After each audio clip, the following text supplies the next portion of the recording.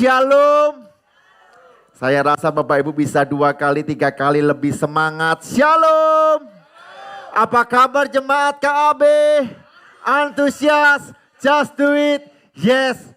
Tepuk tangan yang meriah buat Tuhan kita. Gimana Surabaya Bapak Ibu? Waduh, kali ini sepakat Bapak Ibu. Panas Bapak Ibu ya. Tapi kalau hari ini kita bisa beribadah dengan keadaan tubuh yang sehat, itu semua karena kemurahan Tuhan. Yang percaya katakan amin. Kemarin saya baca di news Bapak Ibu, katanya ada El Nino. Ya, El Nino. Oh no, mana Bapak Ibu ya.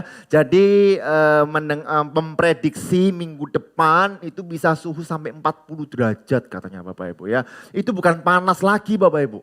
Itu sumu ongkep plus Bapak Ibu ya. Jadi kita dari Gereja GB Keluarga Allah Blessing mendorong Bapak Ibu benar-benar untuk menjaga kesehatan. Yang percaya katakan amin. Ya, dan pastikan Bapak Ibu tidak dehidrasi. Ya, minum air putih yang banyak ya. Ada yang tanya, Pak, minum air dingin atau air panas atau air biasa? Yang pasti Bapak Ibu pastikan minum. Ya, terutama hari ini banyak anak kecil, jadi kalau nangis dikit suruh minum saja Bapak Ibu ya, supaya tidak kepanasan. Ya, dan saya berdoa Bapak Ibu semuanya sehat di dalam Tuhan. Yang percaya katakan amin. Mari kita angkat tangan kanan kita tinggi-tinggi di atas kepala. Ya, Bapak Ibu boleh memejamkan mata, tetapi pastikan Bapak Ibu sungguh-sungguh mengimani apa yang Bapak Ibu katakan. Ikuti saya, katakan, saya adalah pribadi yang paling dicintai Tuhan. Saya adalah pribadi yang paling disayang Tuhan. Saya adalah pribadi yang paling diberkati Tuhan. Berkat Tuhan atas saya melimpah. Dan saya lebih dari pemenang. Semua yang percaya bersama dengan saya katakan, amin. Tepuk tangan yang meriah buat Tuhan kita. Nah Bapak Ibu, minggu lalu Bapak Ibu sudah mendengarkan khotbah dari Pak Gembala, yaitu lupakan trauma atau lupakan masa lalu. Hari ini saya coba merenungkan kebenaran firman Tuhan, dan inilah yang saya mau bagikan kepada Bapak Ibu, dan saya pastikan Bapak Ibu diberkati. Yang setuju katakan amin. Saya berikan tema yaitu spiritual check up. Ya, spiritual check up. Di dalam hidup ini kita perlu mencek Bapak Ibu apakah keadaan kita baik-baik saja atau tidak. Nah, saya mau tanya Bapak Ibu, siapa di sini yang rutin check up? Oke, ada. Ya, yang anak-anak muda mah nggak peduli check up Bapak Ibu. Saya tanya, siapa yang hari ini yang rutin timbangan? Nah, itu termasuk salah satu check up. Setuju atau setuju ya? Ya, menimbang men-check up apakah berat badan saya overweight atau justru turun. Ya, kalau turun drastis kita harus mengevaluasi. Kalau naik drastis kita juga harus mengevaluasi. Nah Bapak Ibu, sebelum saya masuk, izinkan saya menceritakan bahwa bangsa Israel adalah umat pilihan Allah. Ya Bapak Ibu tahu semuanya itu. Bangsa Israel itu bangsa umat pilihan Allah, bangsa yang paling dicintai oleh Tuhan. Bahkan berkali-kali bangsa Israel meninggalkan Tuhan, tetapi sekalipun tidak pernah ditinggalkan oleh Tuhan. Yang setuju katakan amin. Ya, apapun yang terjadi, jalan buntu ia bukakan jalan, tidak ada makanan ia memberikan makanan. Apapun yang terjadi, apapun yang dilakukan bangsa Israel mungkin mendukakan Tuhan, tapi Tuhan sekali-kali tidak pernah meninggalkan bangsa Israel, tapi justru memelihara bangsa Israel. Nah, kemarin kita baca di kitab Yesaya 43 Bapak Ibu. Nah, Bapak Ibu harus tahu backgroundnya dulu. Nah, saya tulis di sini Bapak Ibu, tolong next. Ya, kitab Yesaya itu ditulis dari abad ke-8 sampai dengan abad ke-6 sebelum Masehi. Jadi ada 2 abad Bapak Ibu, saya pastikan tidak mungkin satu generasi. Ada beberapa generasi. Nah, dalam Yesaya 1 ayat 39 saya konfirmasi, semua teolog mengkonfirmasi yang menulis adalah Nabi Yesaya. Oke, Bapak Ibu mau cek di mana-mana, semua setuju bahwa Yesaya 1 sampai dengan Yesaya 39 yang menulis adalah Nabi Yesaya. Nah, bicara tentang apa? Bicara tentang masa pembuangan. Bangsa Israel melupakan Tuhan, bangsa Israel menyembah berhala, akhirnya Tuhan menghukum. Tapi meskipun Tuhan menghukum, sekali-kali Tuhan tidak pernah meninggalkan karena hukuman yang diberikan bangsa Israel untuk mengembalikan bangsa Israel kepada Tuhan. Ya, nah ini pembukaan karena kalau saya nggak sampaikan Bapak Ibu akan bingung. Karena itu kalau Bapak Ibu baca dalam Yesaya 1 ayat sampai 39 ada penghakiman, tetapi setelah itu selalu ada harapan. Ya, nah dalam Yesaya 40 sampai 66 ya dinamakan Deutero Yesaya atau Yesaya kedua yang menulis bukan Yesaya. Nah ini saya yakin Bapak Ibu banyak yang tahu, banyak yang nggak tahu. Yang menulis bukan Yesaya. Kenapa? Karena Yesaya sudah mati. Jadi Bapak Ibu Yesaya mendapatkan pewahyuan daripada Tuhan. Kalau Bapak Ibu baca Yesaya 40 sampai 66 itu adalah nubuatan bahwa bangsa Israel pasti diselamatkan. Nah, kalau Bapak Ibu search di handphone Bapak Ibu, ya, Bapak Ibu masuk ke Alkitab, Bapak Ibu masuk ke kitab Yesaya, Bapak Ibu search Yesaya. Hanya keluar, nama itu hanya keluar dalam Yesaya 1 sampai 39. 40 sampai 66 tidak ada kata Yesaya. Coba Bapak Ibu cek, saya nggak bohong Bapak Ibu. Maksudnya apa Bapak Ibu? Yang menulis bukan Yesaya. Kemungkinan besar Bapak Ibu ini masih dalam perdebatan, tetapi kemungkinan terbesar bahwa semua gambar besar itu dari Yesaya, tetapi tidak ditulis terlebih dahulu, diberikan kepada murid-muridnya. Setelah diterima oleh murid-muridnya, kejadian Bapak Ibu bahwa bangsa Israel bebas barulah ditulis. Jadi sebelum terjadi Yesaya sudah mendapatkan, tetapi setelah bangsa Israel keluar barulah ditulis. Nah ini gambar besarnya Bapak Ibu. Maksudnya apa Bapak Ibu? Perhatikan Yesaya 40 ayat yang kedua. Ya, 2, 3. Tenangkanlah hati Yerusalem dan serukanlah kepadanya bahwa 2, 3. Perhambaannya sudah berakhir. Jadi ini kenapa tidak ditulis Bapak Ibu nanti membuat bangsa Israel meremehkan. Jadi ada nubuatan bahwa perhambaan ini pasti berakhir. Aku gak akan pernah meninggalkan engkau kok. Ya, aku akan membuat jalan di padang gurun, di padang belantara. Itu janjiku. Jangan terpatok dengan masa lalu. Aku bisa membuat sesuatu yang baru. Seperti apa yang dikatakan dalam Yesaya 43 ayat 19. Ini Pak Gembala sudah membacakan, yuk 2, 3. Lihat aku hendak membuat sesuatu yang baru yang sekarang sudah tumbuh. Belumkah kamu mengetahuinya? Ya 2, 3. Aku hendak membuat jalan di padang gurun dan sungai-sungai di hal yang tidak mungkin. Tapi bagi Tuhan tidak ada yang mustahil. Tepuk tangan yang meriah buat Tuhan kita. Nah setelah Yesaya 43 ayat 19 itu yang akan saya bahas. Tetapi kalau Bapak Ibu loncat ke ayat 44 setelah itu Tuhan juga tetap berjanji. Yuk sama-sama kita baca. Yesaya 43 ayat 3 sampai 4. Yang mau menerima berkat Tuhan baca dengan suara yang keras. 2, 3. Sebab aku akan mencurahkan air ke atas tanah yang haus dan hujan lebat ke atas tempat yang kering. Aku akan mencurahkan rohku ke atas keturunanmu dan berkatku ke atas anak cucumu. Mereka akan tumbuh seperti rumput di tengah-tengah air. Seperti pohon-pohon gandarusa di tepi sungai. Wow, siapa yang mau menerima berkat Tuhan? Katakan Saya mau beritahu Bapak Ibu, ya berkat Tuhan tidak bisa dibatasi. Berkat Tuhan tidak bisa dibatalkan. Berjanji Tuhan pasti tergenapi. Karena itu hari ini Bapak Ibu dengan tema spiritual check up. Mengapa kita perlu melihat diri kita sendiri? Karena yang membatasi kuasa Tuhan adalah diri kita sendiri. Halo. Ya, yang membatasi anugerahnya adalah diri kita sendiri. Ya, saya masih ingat 8-9 tahun yang lalu ada seseorang ke tempat saya, ketemu saya, ya kan dia bilang, "Kok tolong ku bantu doaku, aku dalam pergumulanku, tolong ku aku dalam pergumulan." Kita doa sama-sama Bapak Ibu. Ya, singkat cerita pandemi Bapak Ibu, kemarin saya ketemu di Tunjungan Plaza. Bro, apa kabar? Jawabannya jemaat KAB apa? Antusias, just do it, yes, yes, yes. Atau like Bapak Ibu lupa yel-yel biasanya ngomong luar biasa. Enggak Bapak Ibu, apa kabar bro? Iya aku bantu doa dalam pergumulan. Saya mikir dari 9 tahun yang lalu sampai sekarang kok bergumul terus Bapak Ibu. Maksudnya apa Bapak Ibu? Kitalah yang membatasi kuasa Tuhan. Kita yang mengatakan bahwa enggak mungkin. Padahal Tuhan dapat membuat sesuatu yang tidak mungkin menjadi mungkin. Karena itu saya kasihkan garis dasar Bapak Ibu, saya berkata seperti ini. Anugerah Tuhan, berkat Tuhan, kemurahan Tuhan tidak dapat dibatasi dengan perilaku manusia. Yang setuju katakan amin. Namun perilaku manusia terkadang yang membatasi anugerah Tuhan dalam kehidupan kita.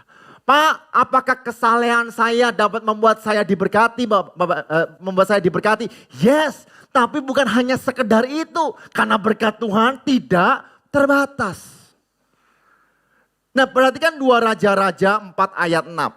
Ya, ketika bejana-bejana itu sudah penuh, nah Bapak Ibu tahu ini ceritanya Bapak Ibu, udah gak ada minyak lagi Bapak Ibu, apa yang dilakukan? Ya, lalu berikan kepadaku bejana. Ya, dikatakan seperti ini, ketika bejana-bejana itu sudah penuh, berkatalah perempuan itu kepada anaknya, dekatkanlah kepadaku sebuah bejana lagi.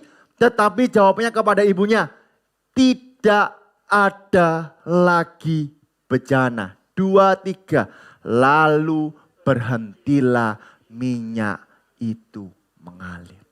Pak, itu kan perjanjian lama. Bagaimana dengan perjanjian baru? Yohanes 6 ayat yang ke-11. Ini adalah 5 roti dan 2 ikan. Lalu Yesus mengambil roti itu, mengucap syukur dan membagi-bagikan kepada mereka yang duduk di situ. Demikian juga dibuatnya dengan ikan-ikan itu. 2, 3. Sebanyak yang mereka kehendaki. Bapak Ibu, not my will but God's will. Bukan apa yang saya rencanakan, tapi biarlah apa yang Tuhan rencanakan. Saya selalu berkata Bapak Ibu, kalau kita boleh berencana, tapi biarlah Tuhan sendiri yang mengaturnya. Yang setuju katakan amin. Kita boleh memplanningkan.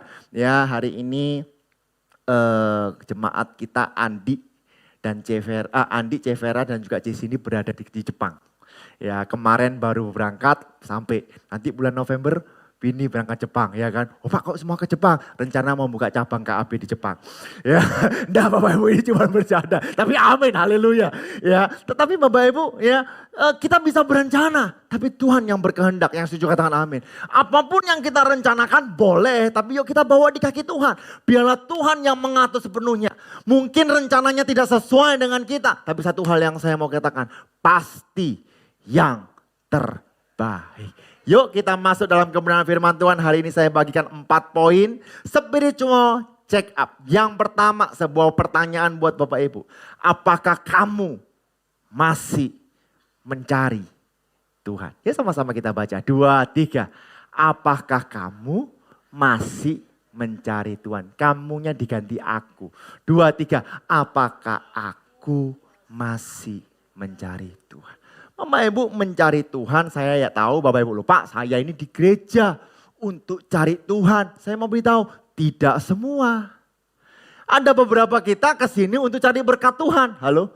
Ada beberapa di sini untuk apa? Untuk ya bentar lagi kan ya habis ibadah enak ketunjukan plaza, adem.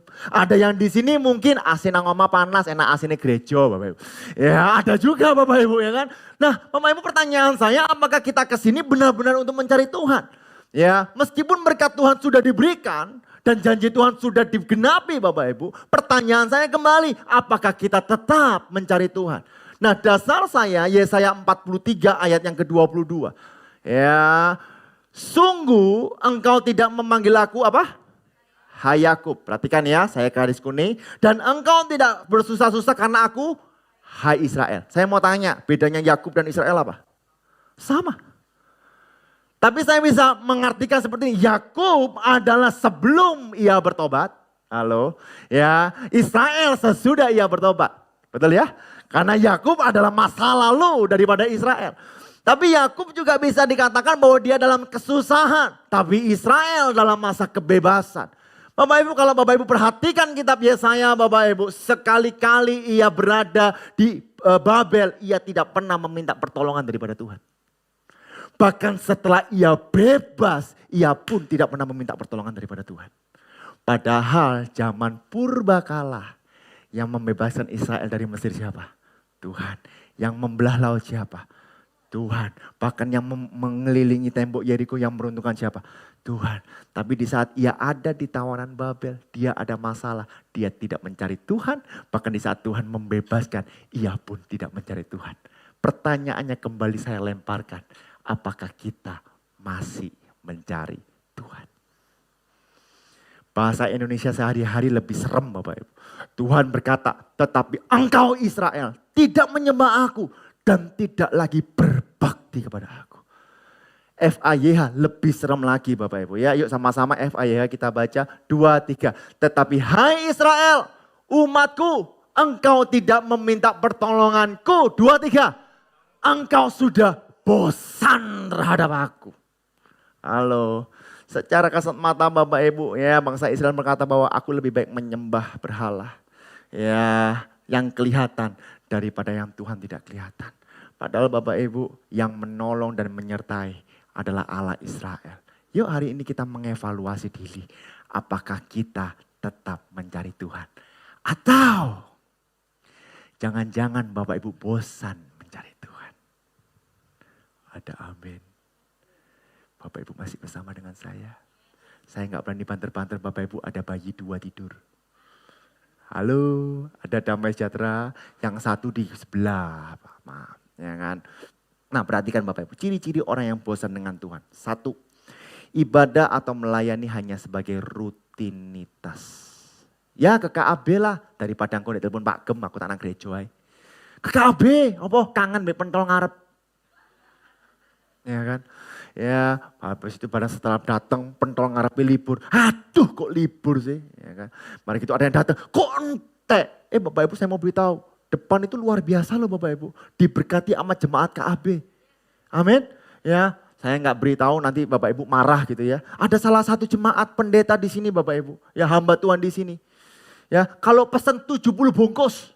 Coba bayang ngomong ake-ake kini ya umanono po ore kan gitu ya.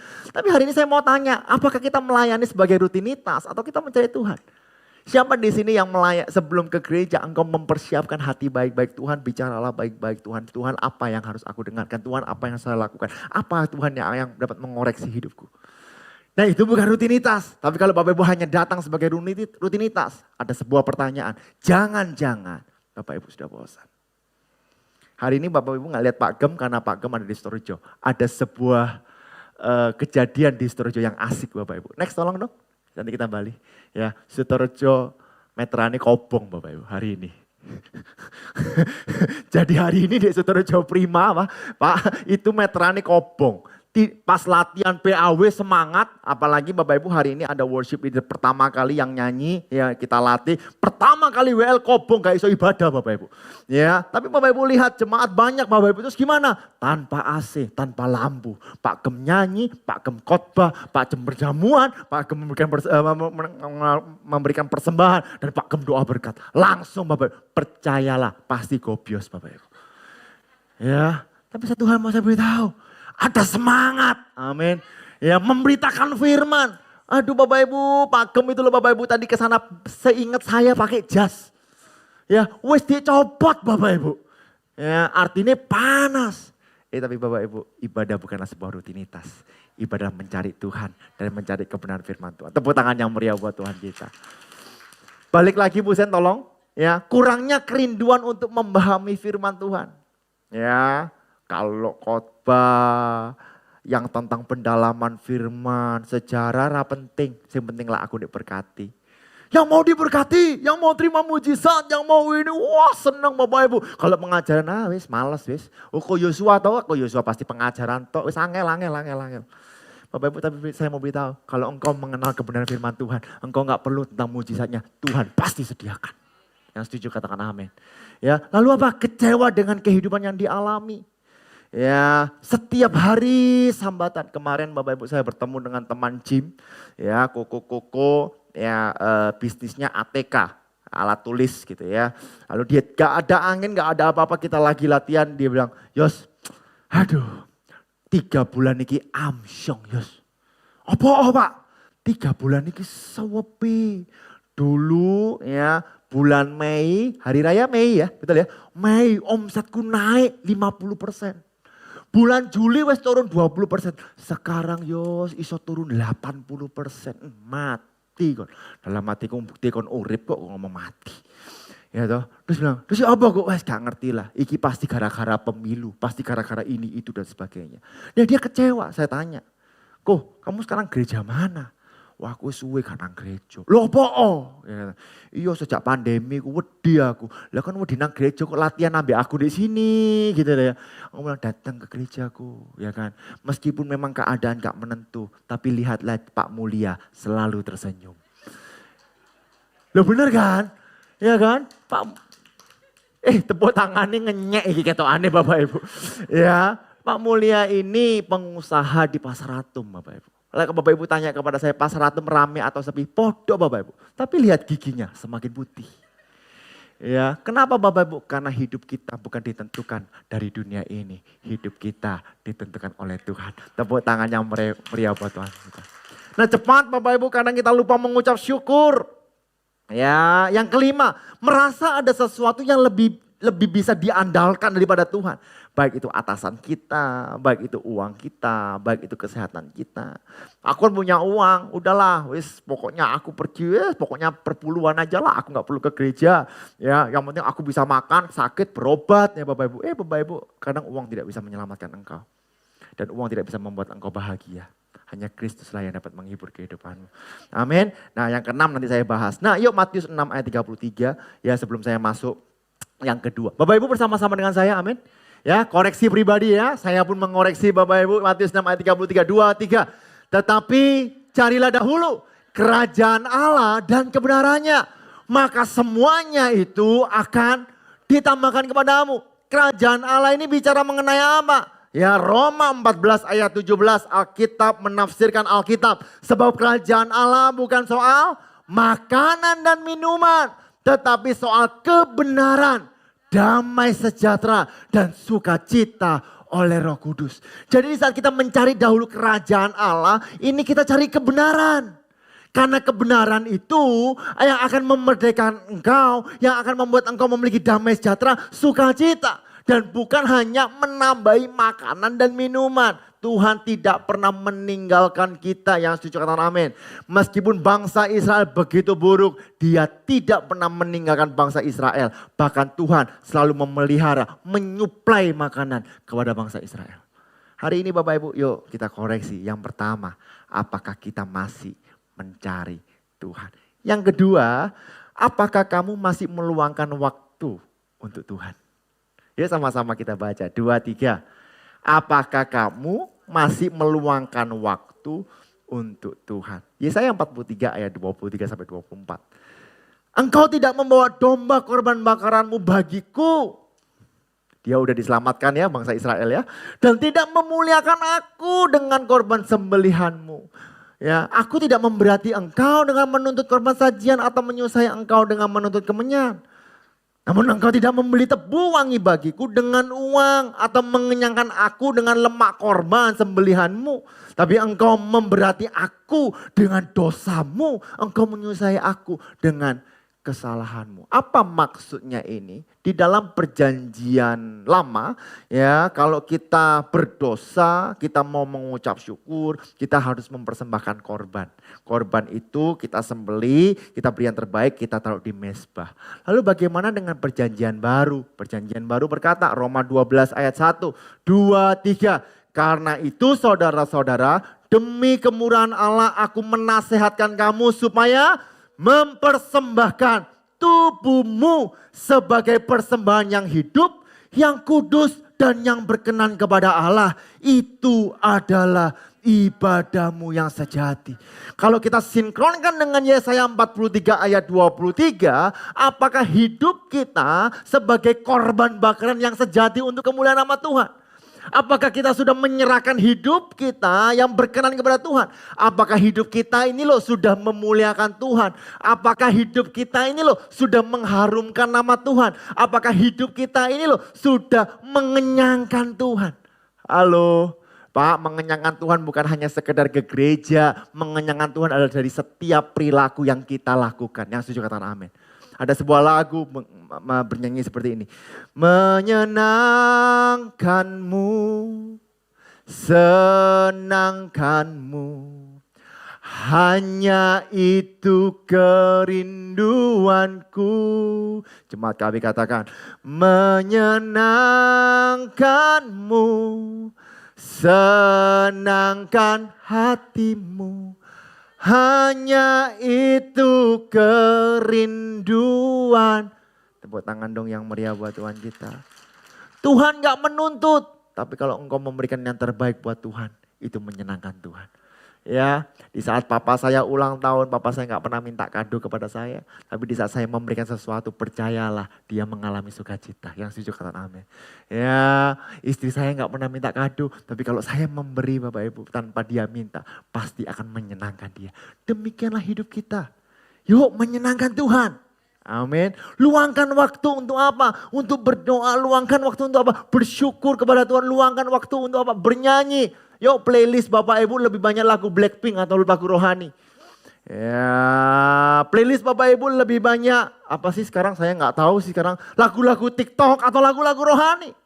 Ya, kalau lagu-lagu rohani puji Tuhan. Ya, kalau lagu-lagu TikTok ya mulai diganti lagu rohani. Ya setuju katakan amin. Ya, ambil waktu Bapak Ibu untuk apa? Untuk ngobrol bersama dengan keluarga. Tentang apa? Tentang firman Tuhan. Tentang apa? Tentang kehidupan. Saling memberikan masukan. Itu menyenangkan hati Tuhan. Firman Allah berkata, jadikanlah semua bangsa muridku. Artinya apa? Beritakan firman. Meskipun Pak panas-panas tetap memberitakan firman. Yang setuju kata amin. Aduh Bapak Ibu saya mau beritahu. Khotbah panas itu gak enak loh Bapak Ibu. Ya kan? Saya di sentrong AC itu sih kemeringet Bapak Ibu. Apalagi kalau AC. Jas-jasan, lengan hem-heman, orangnya ke. Mari gitu tanpa PAW, biasanya kalau tanpa PAW itu kita memulai itu agak berat.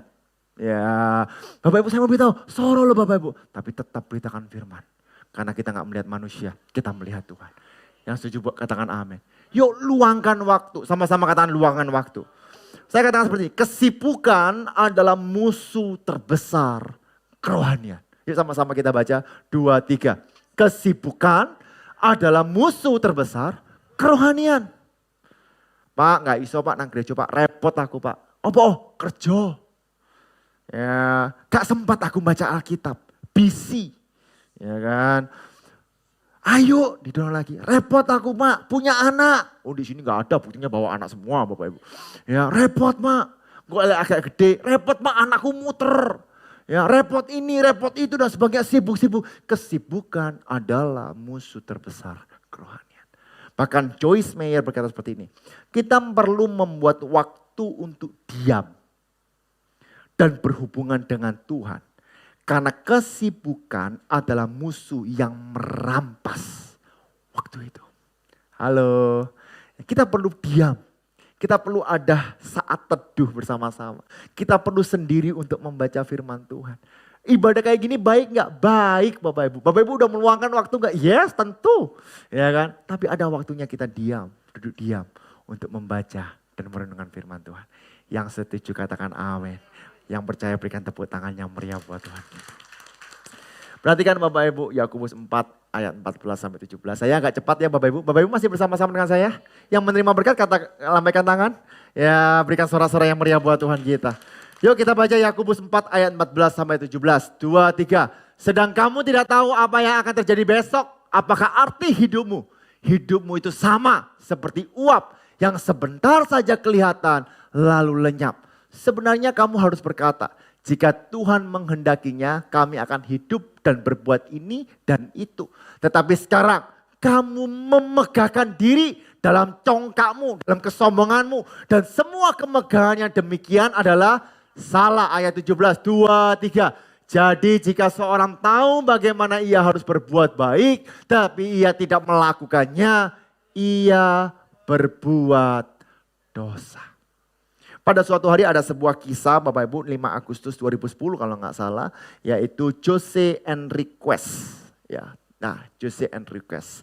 Ia adalah orang Kristen. Ya, dia adalah penambang Bapak Ibu. Emas di Chile. Bener gak ya? Saya belum pernah ke sana, yang pasti bukan Chili Bapak Ibu ya. Ya, Chile ya kan di sana ya Bapak Ibu. Nah, pada saat dia menambang emas, entah bagaimana kejadiannya, ada gempa bumi sedikit atau ada longsor sehingga Jose Enriquez beserta dengan 300 orang penambang itu tertutup Bapak Ibu. Ya, tertutup oleh longsornya itu. Berapa lama Bapak Ibu? 60 hari. Halo, 60 hari ada di dalam kegelapan. Ya, hanya lampu itu yang menyala Bapak Ibu. Ya, tetapi percayalah lampu itu tidak akan bertahan lama karena itu pakai baterai. Ya, lalu apa yang dilakukan Bapak Ibu? Ya, di tengah kebingungan, wah banyak orang teman-teman yang bilang, wah kita pasti mati, kita pasti mati, kita pasti mati. Ya, mereka teriak, tolong, tolong. Tapi karena longsor yang begitu hebat tidak ada yang menolong Bapak Ibu. Ya, singkat cerita Bapak Ibu akhirnya diketahui Bapak Ibu ada yang tahu tetapi tidak bisa langsung untuk menyelamatkan karena longsor yang begitu besar. Tetapi ada celah sedikit untuk menyuplai makanan, untuk menyuplai api dan sebagainya. Ya, mereka bilang, Pak kita udah gak kuat Pak, kita sakit semua Pak. Wah kita kekurangan oksigen dan sebagainya. Yang Jose lakukan cuma satu, dia kumpulkan 300 orang itu, dia berkata yuk ya jangan kehilangan iman kita. Ya, kita harus punya iman. Ya, percayalah bahwa semuanya terjadi dengan satu tujuan. Akhirnya apa Bapak Ibu? Jose bukan menambang, tapi dia membuat komsel di sana. Dia membuat ibadah di sana Bapak Ibu. Dia berdoa bergandengan tangan. Ada yang bukan orang Kristen Bapak Ibu, tapi dia berdoa di sana. Dia mengucap syukur. Ya, dia sukacita. Jangan ada yang menangis kangen dengan keluarganya. Dia bilang jangan nangis. Loh kenapa? Pokoknya gak boleh nangis. Harus happy. Kon bingung kon ya. Ya harus happy. Pak anakku durung mangan aku gak harus. Pokoknya harus happy, harus sukacita. Semuanya boleh sukacita. Wah bersukacita dan sebagainya. Singkat ceritanya Bapak Ibu. 300 orang yang semuanya terpendam oleh longsor. 300-300-nya selamat. Halo, bahkan di saat dia keluar mungkin keadaan fisiknya yang kurus. Tetapi dia diberikan tepuk tangan dan diberikan penghargaan. Bahkan keluarganya dijamin dan sebagainya. Rahasianya cuma satu, mengucap syukur dalam segala hal. Amin. Hati yang gembira adalah obat yang manjur. Hari ini Bapak Ibu ambil waktu. Ambil waktu, luangkan waktu benar-benar untuk mencari Tuhan. Yang percaya katakan amin. Oke, yang ketiga Bapak Ibu ya. Yang ketiga, apakah kamu percaya bahwa Tuhan menghapus dosamu? Ya, cepat saja Bapak Ibu, Yesaya 43 ayat 24 sampai 25 yang saya garis kuningi. Ya, meskipun bangsa Israel sudah diselamatkan, meskipun bangsa Israel sudah diberkati, meskipun bangsa Israel sudah disertai, tapi Tuhan berkata, tetapi engkau memberati aku dengan dosamu. Engkau menyusahai aku dengan kesalahanmu. Akulah dia yang menghapus dosamu, pemberontakanmu oleh karena aku sendiri. Dan aku tidak mengingat-ingat dosamu. Bapak Ibu saya mau beritahu, sehebat apapun kita, ya sehancur apapun kita, Tuhan tetap mengampuni dosamu. Amin. Ya, Roma 6 ayat 22, ya secepat aja.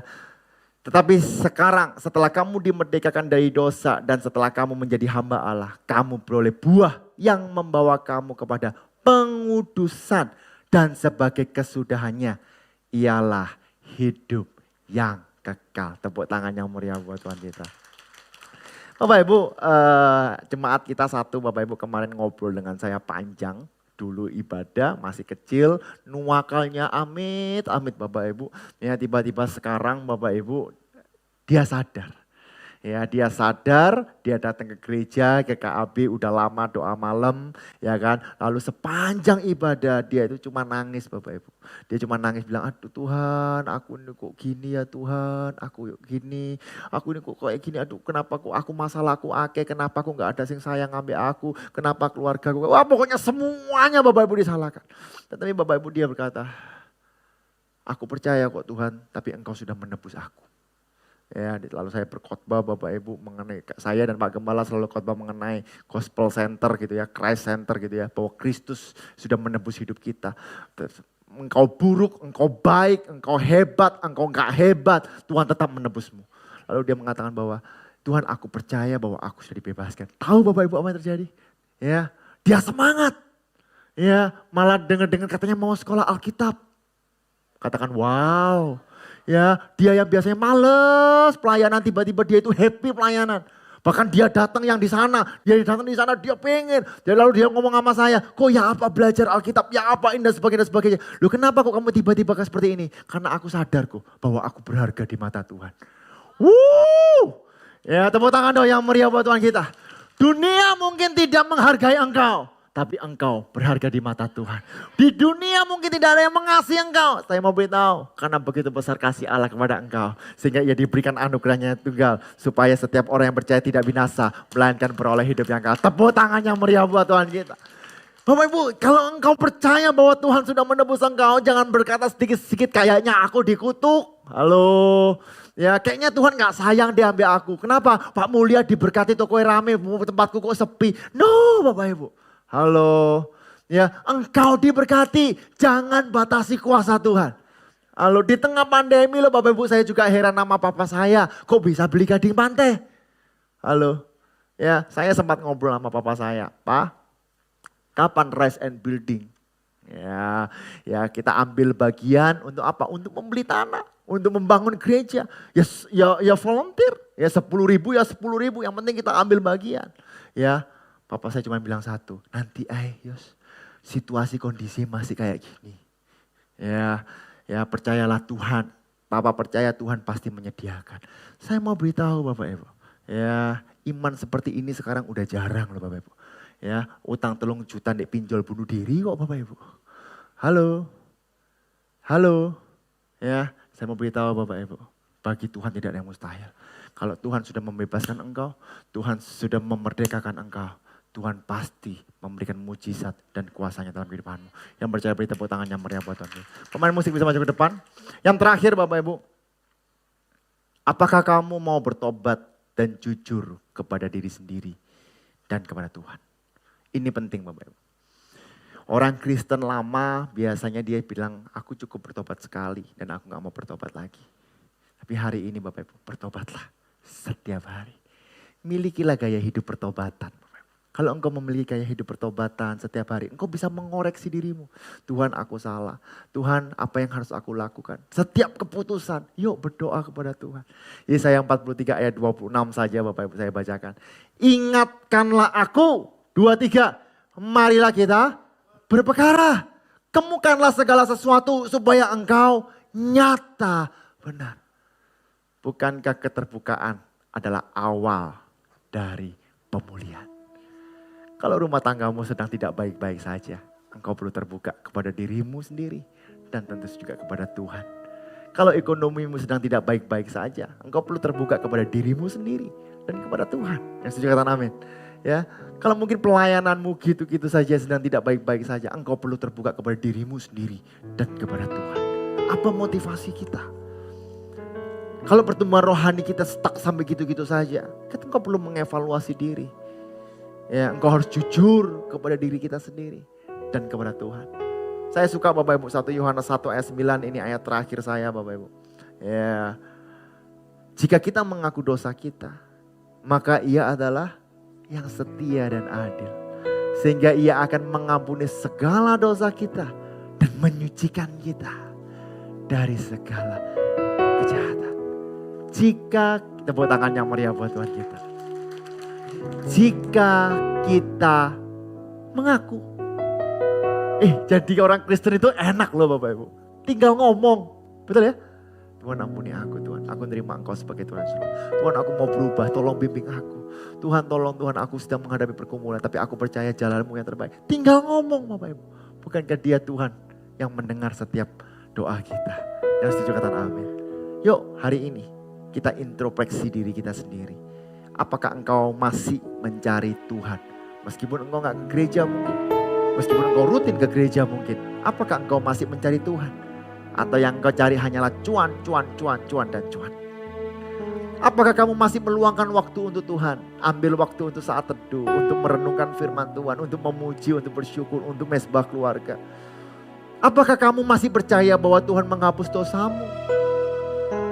Dan apakah kamu mau ditegur, apakah kamu mau bertobat dan jujur kepada diri sendiri dan kepada Tuhan. Ingatlah Bapak Ibu bahwa janji Tuhan pasti digenapi dalam kehidupan.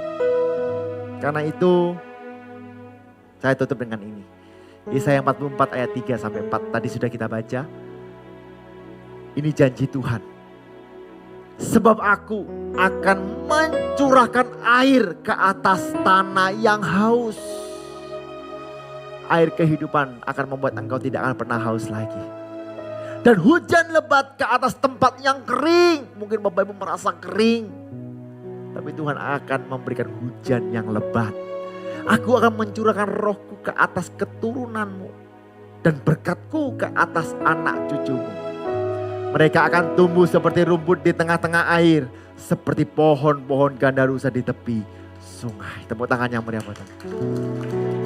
Saya percaya Bapak Ibu, kalau bangsa Israel tidak pernah ditinggalkan, jemaat GBI Keluarga Allah Blessing tidak akan pernah ditinggalkan. Ia akan memegang engkau dengan tangan kanannya yang membawa kemuliaan demi kemuliaan, demi kemuliaan, demi kemuliaan. Pak, Februari bagaimana Pak? Siapa presidennya? Tenanglah, Tuhan masih memegang kendali dan Dia tidak akan membiarkan kita. Tuhan Yesus memberkati.